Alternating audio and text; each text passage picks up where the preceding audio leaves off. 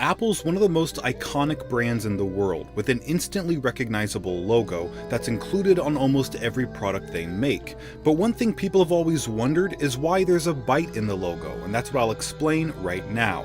So back in 1997, Steve Jobs turned to an ad agency to design a simple logo that could be printed on their computers, since the original hand-drawn logo of Isaac Newton under an apple tree was a little too complicated. Rob Janoff was assigned to the project, and Jobs gave him just one request, saying, "Don't make it cute." With that in mind, Janoff began working on the logo. He decided to focus on the imagery of an apple instead of the typography, which was a different approach than other computer companies like IBM and Hewlett-Packard, whose logos were primarily text-based. Janoff started with a simple silhouette of an apple with a leaf on top. But this imagery was pretty ambiguous, since there are several fruits that have a round shape with leaves stemming off.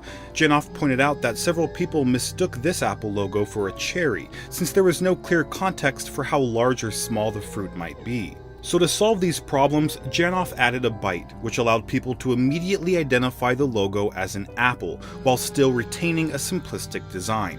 Finally, 6 colorful stripes were added to symbolize the Apple computer's ability to display color images, something no other machine could do at the time.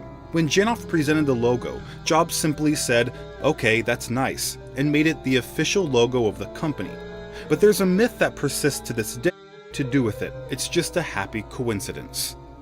This is Greg with Apple Explained. Thanks for watching till the end, and I'll see you